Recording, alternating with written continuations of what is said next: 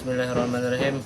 Mengenal perawi dari sahabat hingga 5 generasi berikutnya, yaitu generasi sahabat, generasi tabi'in, generasi tabi'ut tabi'in, generasi ulama mutaqaddimin atau yang sering kita dengar dengan sebutan ulama salaf, dan yang terakhir yaitu ulama mutaakhirin atau yang sering kita dengar dengan ulama khalaf. Yang pertama, generasi sahabat.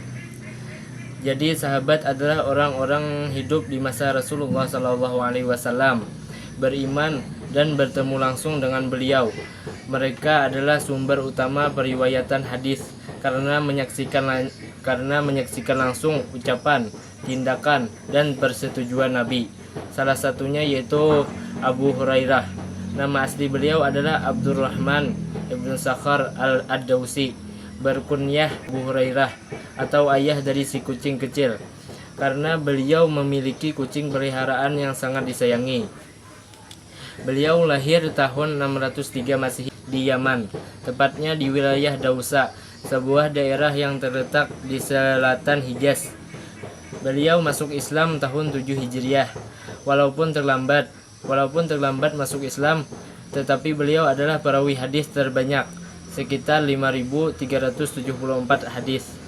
Beliau wafat di Basrah, Irak pada tahun 681 Masehi atau 59 Hijriah.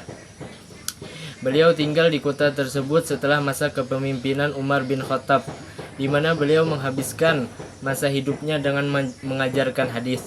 Yang kedua, generasi tabi'in. Mereka adalah murid para sahabat yang tidak bertemu langsung dengan Rasulullah SAW. Tabi'in menjadi penerus dalam menyampaikan hadis, belajar langsung dari sahabat. Contohnya yaitu Imam Al-Hasan Al-Basri.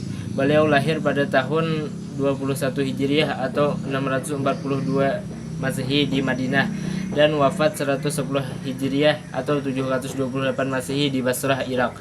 Pada saat beliau wafat, dikisahkan salah satu masjid terbesar di Basrah, Irak menjadi kosong karena seluruh penduduk Basrah termasuk jemaah masjid pergi menghadiri pemakaman beliau.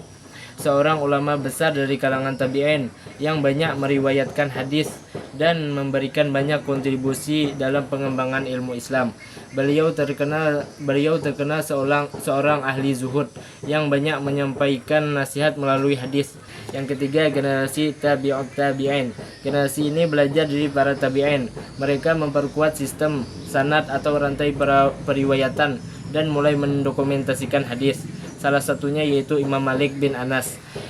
Beliau lahir tahun 93 Hijriah di Madinah dan wafat tahun 170 Hijriah di Madinah juga. Beliau adalah penyusun kitab Muwatta, salah satu kitab hadis tertua. Beliau juga pendiri mazhab Maliki dan ahli hadis yang terkenal. Yang keempat, generasi ulama menertibkan atau ulama salaf adalah 3 generasi pertama, yaitu sahabat, tabi'in dan tabi'in serta ulama setelah mereka yang terus memperkuat dasar-dasar ilmu hadis. Generasi ini berfokus pada pengumpulan hadis secara lisan dan penulisan dan kitab-kitab utama. Salah satu Imam Bukhari, nama asli beliau adalah Muhammad bin Ismail bin Bukhari al-Jufi al-Bukhari. Berikut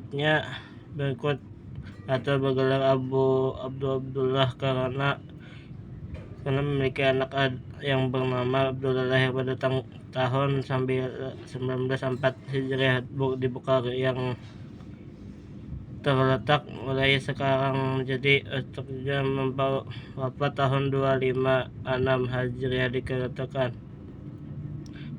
tradisi Islam khususnya dalam ilmu hadis karya utama yaitu Sahih Bukhari, kitab hadis tersahih yang telah menjadikan teladan utama dan memahami ajaran Nabi Muhammad SAW, sangat berpenguasa dalam mengembang ilmu Islam.